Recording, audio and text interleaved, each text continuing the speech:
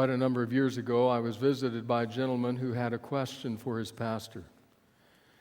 I could tell by the very beginning of the conversation that he was quite burdened down and quite agitated about something in his life. So I said, "What can I do for you?" He said, "Well, Pastor, I'm having a very hard time in my marriage and a very hard time with the concept of forgiveness." So what's happened? Well, he said, some time ago my wife she wasn't really technically unfaithful, but pretty much everything but, and I found out about it, and it just turned into something that was just gut-wrenchingly hard. "I can understand," I said. "So what happened?" Well, over a period of time, she was, from what I could tell, very repentant, very sorry for what had happened, wanted to work on our marriage, wanted to try to help rebuild it. In fact, he said, she came to the point where from everything I could see on an outward level, she was apologetic, and she said so. "I am very, very sorry for what I've done." "And?" I asked. Well, at first I wanted nothing to do with it. I didn't want to forgive her. I wanted her out. I wanted to go on with my life. I didn't want to have to face that pain. But as time passed, things calmed down a little bit, and I began to think maybe we ought to try. So there finally came a point in time when I said to her, "You're forgiven." "Well," I said, "it sounds like things actually begin to get on a better footing." "Well," he said, "that's maybe true. But the problem is, a day or so later, a week or so, a month or so later, invariably, something would happen, and it would all come back again, and there would well up in me once again the pain and the anger, and I just wanted to lash out again. But I kept reminding myself, I've forgiven, so what do I do?" And then he turned and looked at me and asked me a question that I think is a very legitimate question. He said, "Pastor, I want to forgive, but I just don't know how. How does one forgive?" That's a very good question. It's a particularly good question for us because right now we're in the middle of this series entitled Forgiveness, Scandalous Yet Splendid. 2 weeks ago today, I asked you the question, would you be willing in this 5-week camp meeting series to open your heart, even if it's just a little bit, to open your heart to the possibility of speaking those words, "I forgive you," to someone to whom you have not yet spoken them? Many of you have responded, some in quieter ways, some by signing a paper, some by talking to others or to me about it. You've responded and you've said, "Yes, I'm willing to open up, even if it's just a little bit, because I want over this 5-week period to see if by the grace of God I can actually forgive." But you've had some questions, and that's legitimate. We saw the first week that Jesus doesn't suggest forgiveness of others, He actually requires it. You say, "Okay, I accept that." But then you ask, what is forgiveness? So last week we considered what it is and what it isn't. And maybe that was helpful.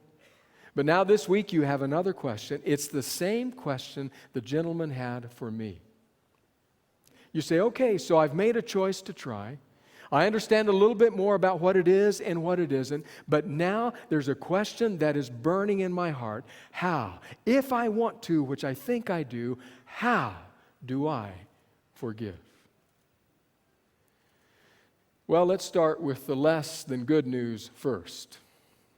If you're looking for a checklist in the Bible, a checklist where one of the biblical writers said, "Here are the steps, check them off as you go. By the time you come to the last one, you'll be done." If you're looking for a checklist in the Bible, it's not there. Unfortunately, it's not there. You would think that maybe Jesus or Paul or Peter or Luke or somebody would have said something about it. You would think they would have said to a group gathered before them, "Okay, everybody, take out your laptops. I'm going to say something really important. You got your iPads ready. Take it down. I'm going to give you the list of how to forgive." But nobody did it.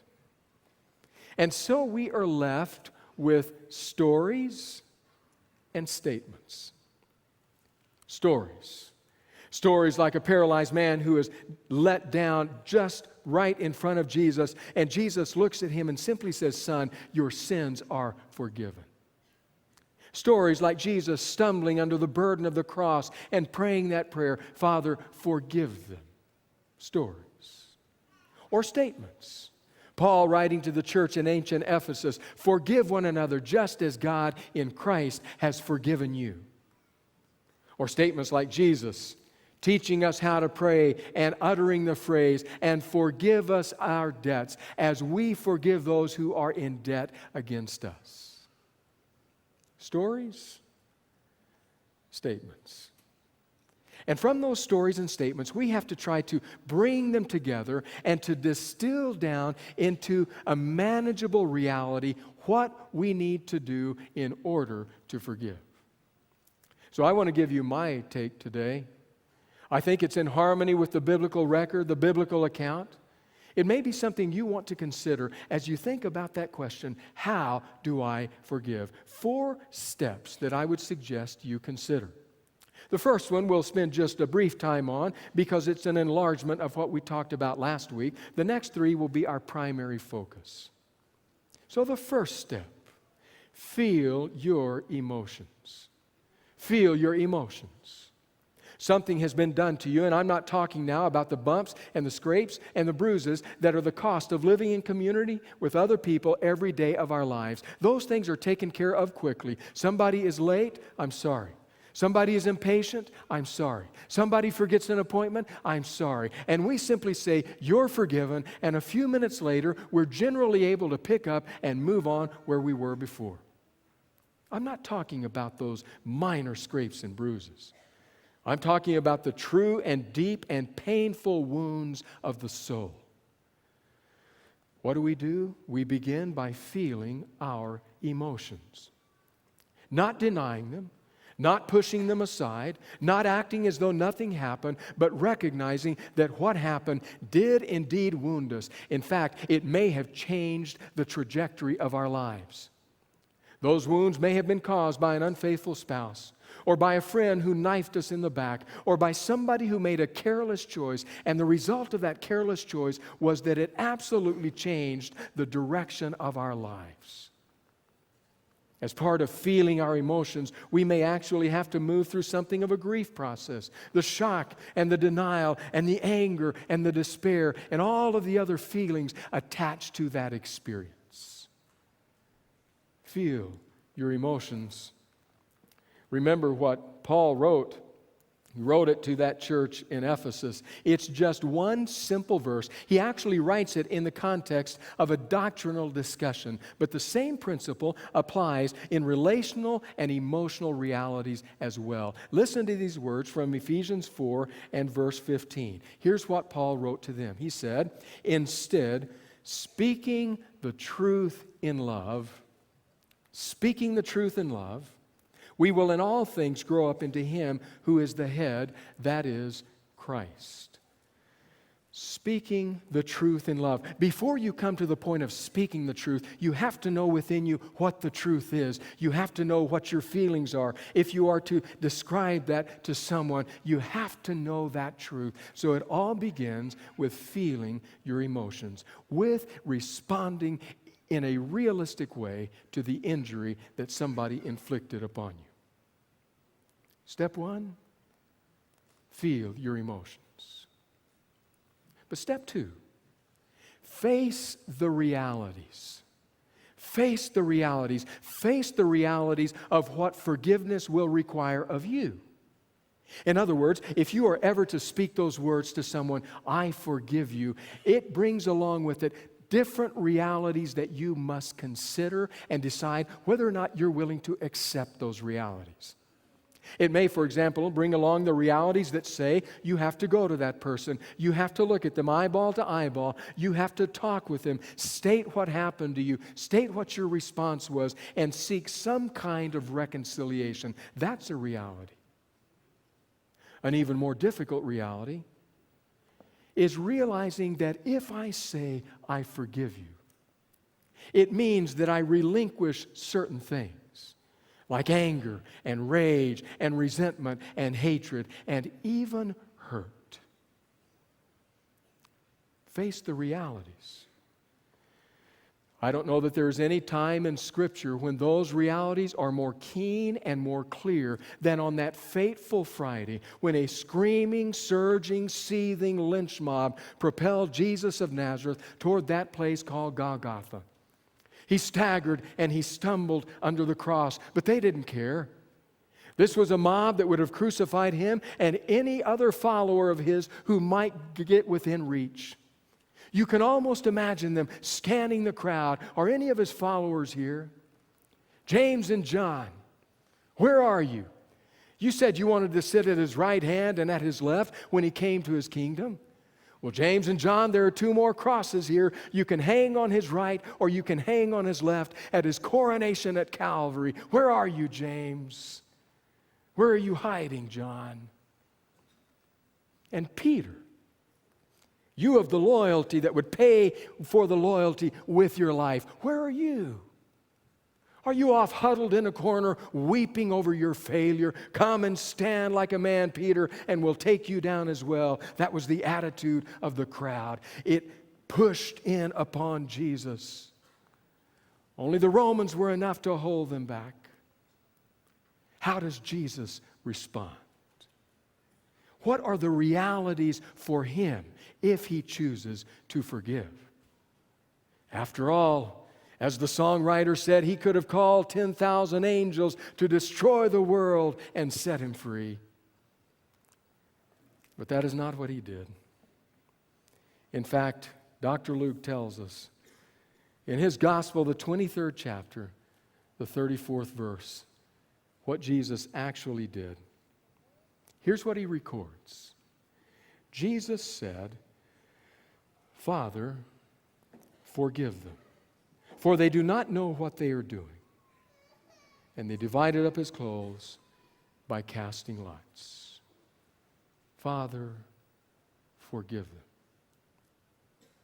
What were the realities Jesus had to face for speaking those words of forgiveness? The reality was simply this: if he forgave them, it meant he would not put the pain back upon them that they were throwing on him. He would bear the pain.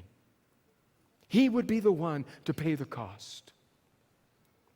Maybe as you consider forgiveness, and as you consider facing those realities, you may come to the same conclusion. The one who will end up bearing most of the pain in this situation is me. Am I prepared to face that reality and offer that forgiveness? I've not seen the play. Have read about it, but have not seen it. Would like to. It was written by Michael Christopher, a play entitled The Black Angel. It is set in Europe in the years after World War II. There are two principal characters in the play. The first character was a Nazi officer during the war. His name was Hermann Engel. Hermann Engel had been a man with power and with clout and with might and with the ability to decide people's destiny, life or death, and he had taken it to its bloodthirsty conclusions. He had been a Nazi to the core. And thus, when the war ended, he was apprehended. He was brought to justice at the Nuremberg courts. And when the Nuremberg courts brought down their sentence, the sentence they brought down for Hermann Engel was not quite what was expected. Surely, if anyone, this man, they said, was deserving of execution, but rather than giving him execution, the court said, "You will be imprisoned, incarcerated for 30 years.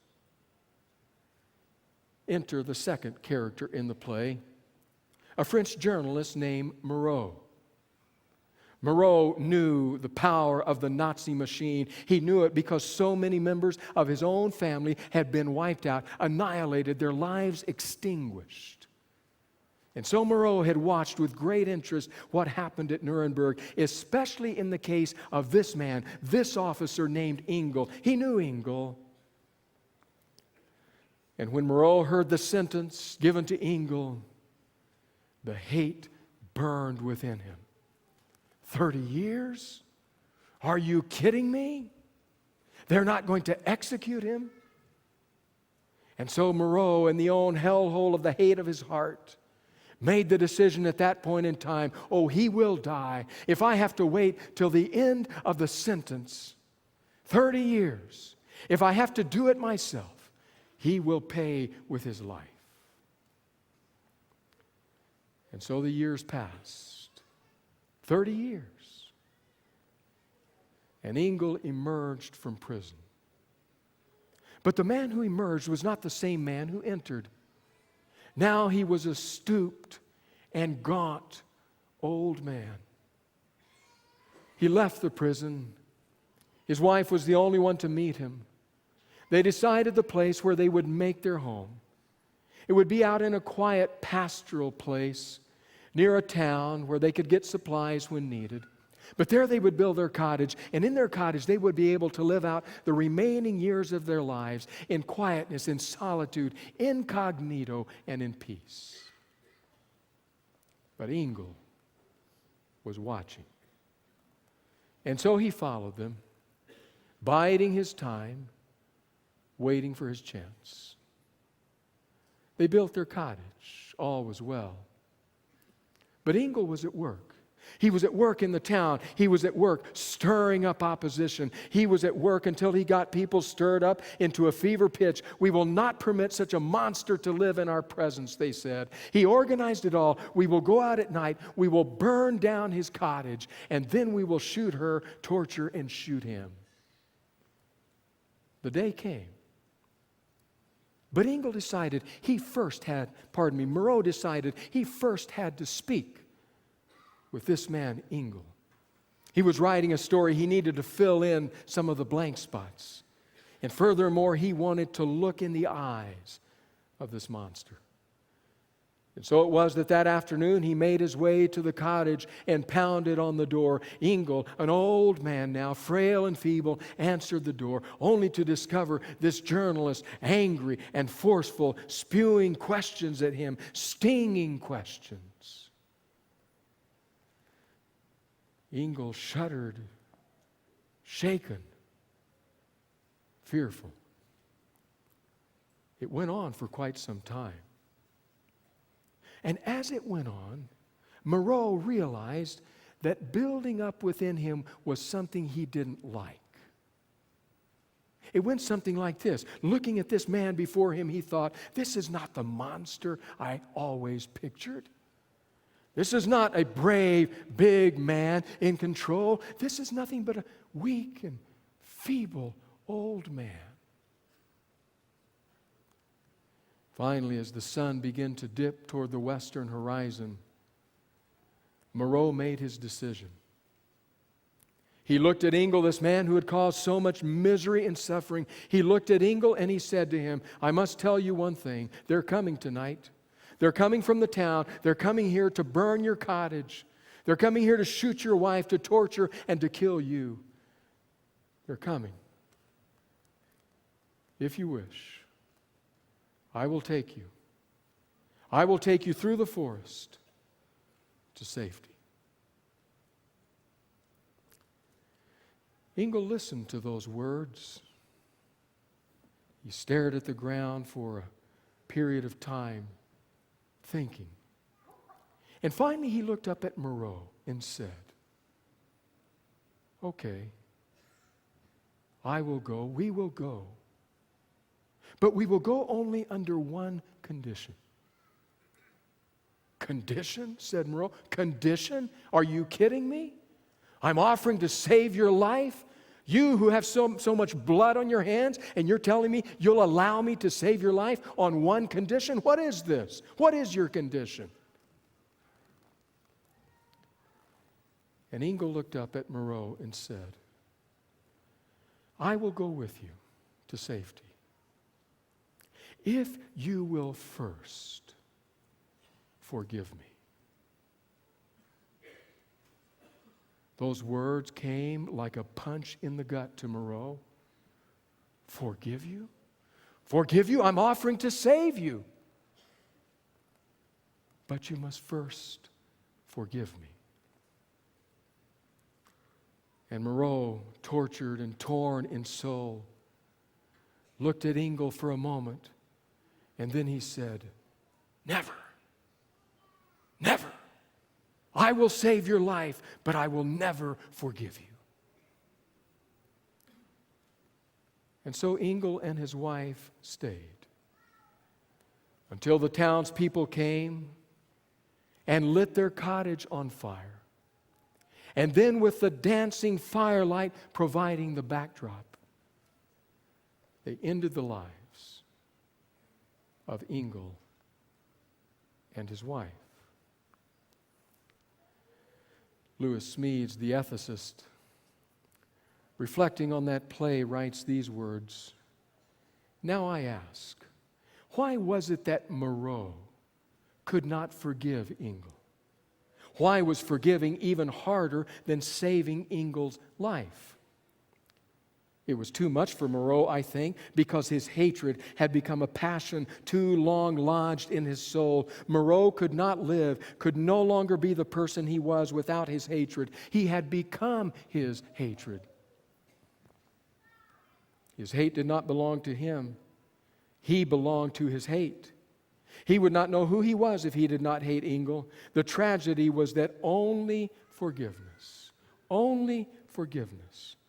the one thing he could not give to Engel, only forgiveness could have set Moreau free. How do I forgive, Pastor? First, you feel your emotions. Second, you face the realities. The realities that to speak the word of forgiveness means you will have to give up certain things, such as hatred and hostility and bitterness and hurt.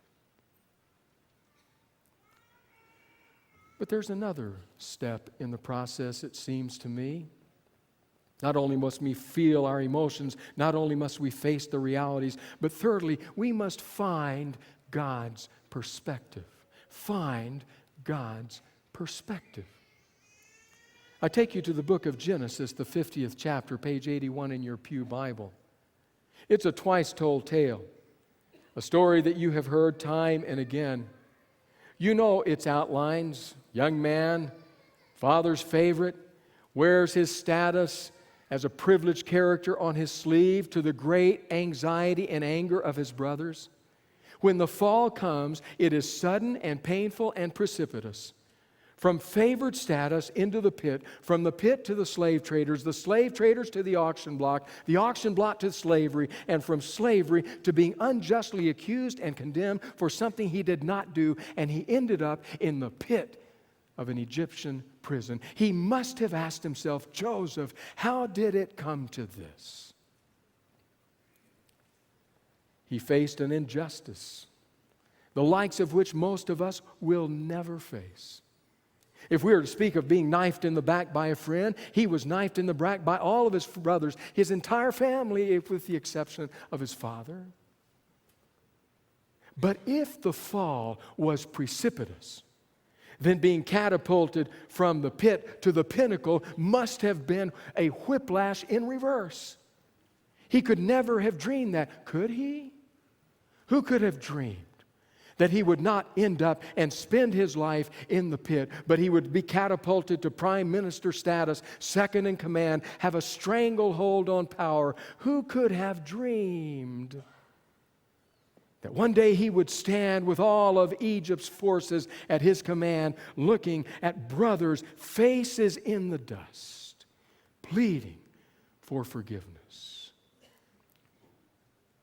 Through all of those years, did he feel his emotions? Scripture doesn't say. I would have to guess that he did.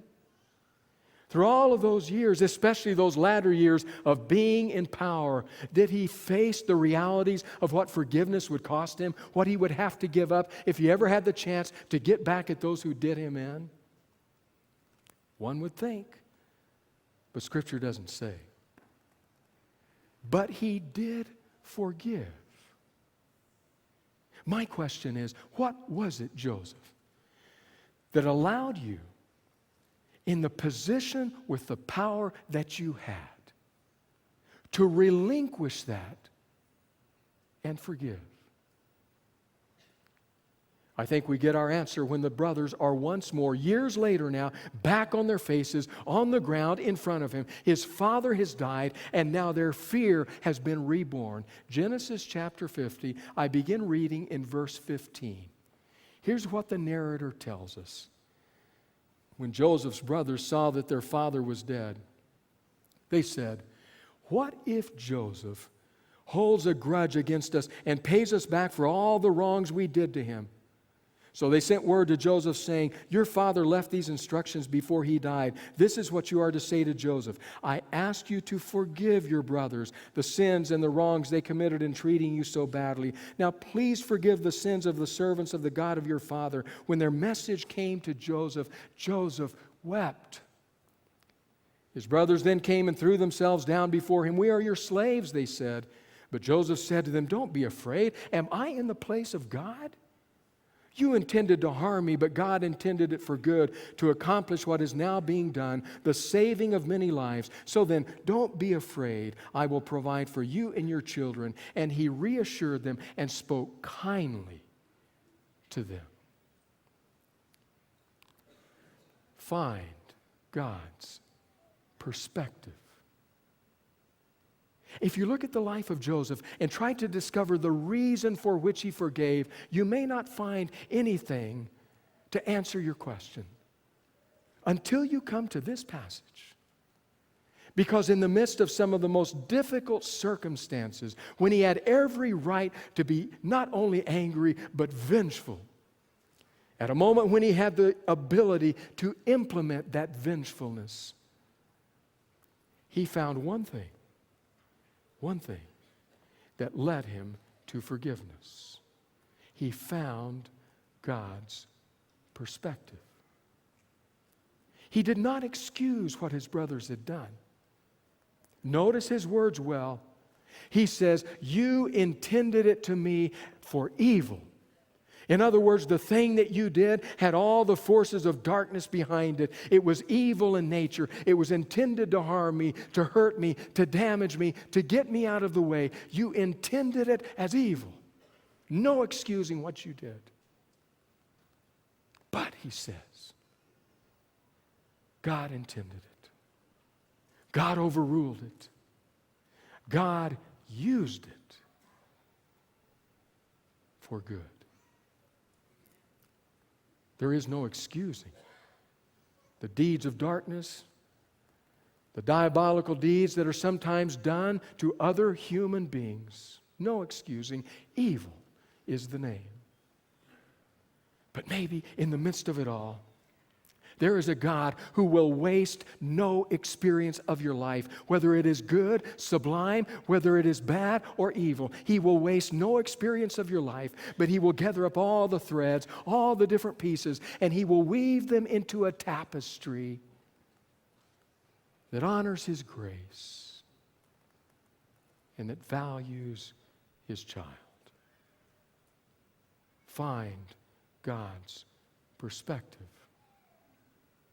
I don't really like admitting it, and I kind of hope certain people aren't here to hear it. But I'll have to tell you, as I look back over the experiences of my life, I can tell you without hesitation, it has been at those moments when there has been someone who has been unusually difficult, has done something that deeply injured me, has thrown many boulders in my pathway, difficult experiences which I did not want. It has been at those times where I see the most deepening and fruitful growth taking place. Is that God's perspective? Never causing, never creating, but also never being willing to waste any part of your life. He will take every facet of it and make it a part of His grand tapestry. So as you wrestle with whether or not to forgive, Don't just feel your emotions. Don't just face the realities, but find God's perspective. Isn't that, after all, what Paul wrote in his inimitable words at the end of Romans, the 8th chapter, when he wrote, "And we know that in all things, every experience, every facet of your life, God is still working to somehow bring the broken pieces together in a healed life." How do I forgive, Pastor? Well, maybe you feel your emotions. You face the realities. You find God's perspective. And finally, you finish the process. Finish the process. What do you mean, finish the process? Well, do you remember last week we talked about one of the words, one of the New Testament words, one of the most common ones that in English is translated forgive. Remember the meaning it had? It meant to release or to let go. So forgiveness at its core has something to do with letting go. It seems to me that a lot of us are like cats. I know I am. Maybe you are as well. Somebody gave me a t-shirt one day that on the front had the drawing of a cat which somebody was trying to remove from the t-shirt. And as they were trying to remove it from the shirt, the cat did what cats do. The cat grabbed on. And this person was pulling, and the cat, every time it would slip off, it would grab again. It was clawing that shirt to pieces. And underneath it was this caption: "Everything I ever let go of had claw marks all over it." Am I the only one here like a cat? That when I hear that forgiveness has to do with releasing, with letting go, I say, whoa, whoa. So many times in those experiences and moments in my life when I need to release, when I need to let go, when I need to forgive, it ends up with claw marks all over it. I'm not talking necessarily about the bumps and bruises and scrapes of life. As already mentioned, those can be taken care of typically fairly quickly. I'm talking about the wounds in our souls. How do we face those? As I was studying in preparation for this series, one of the truths that came home to me is that there are among us people with an unusual openness to God's grace, who even in the presence of a profound wound are somehow able to forgive in a moment. Forgive as an act.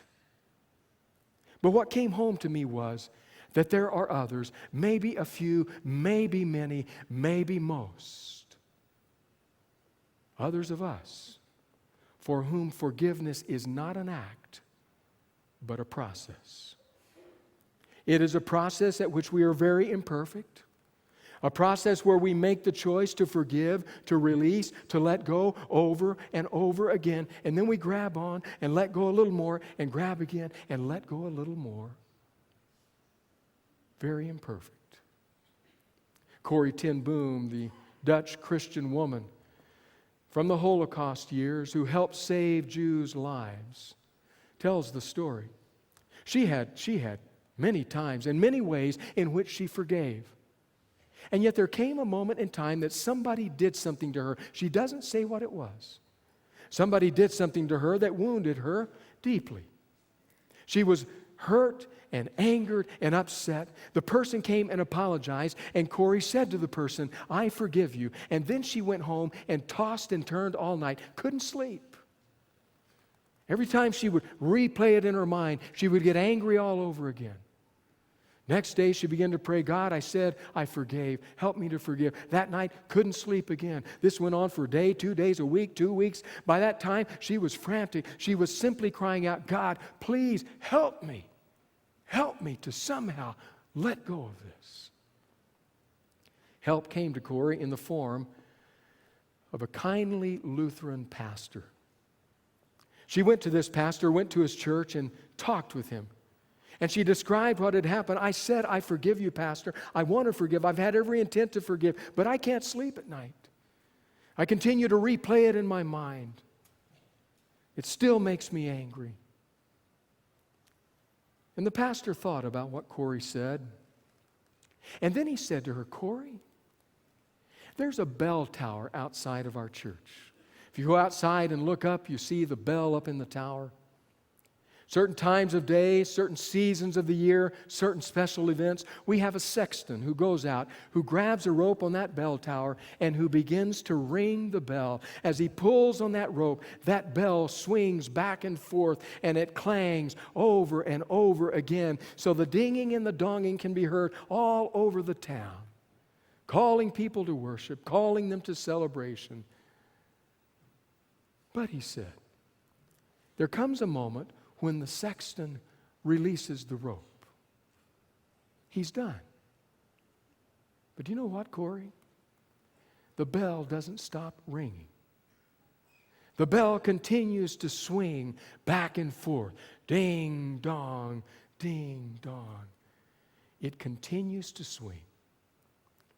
And Corey, how long it swings depends on how hard the sexton has been pulling on the rope. And then he looked at Corey, kindly eyes, and said, forgiveness is like that. When you said to that person, I forgive you, you made a choice. You let go of the rope. But the bell doesn't stop ringing. It will continue to ring for a period of time. But someday, by the grace of God, by the mercy of Jesus, that bell, having lost much of its energy, will ding for one last time, and all will be at peace. I don't know about you, but that's my life too often. I would love to tell you, when I say I forgive a deep injury, it's done, gone, by the grace of God, does not enter my mind again. But if I told you that, then I would have to apologize for lying. Because sometimes that bell continues to toll.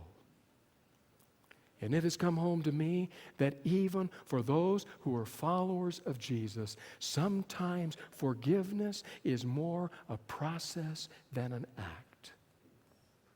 So, finish the process. It may take you a while, and it will take you generous helpings of the mercy of God. But there will come a day when the bell tolls for the last time. So he said to me, Pastor, I want to. I don't know how. How do I forgive?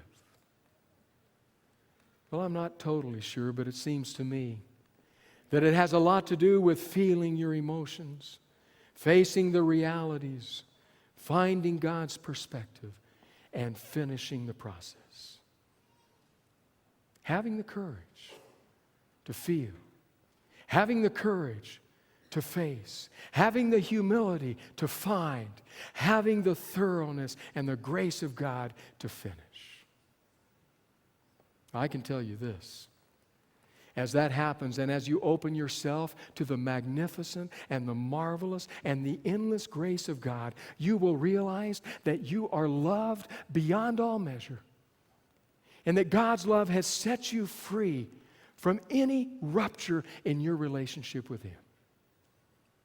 But you will also find that as you forgive another, not only will that person find freedom, but you too will be free, and you will be free indeed.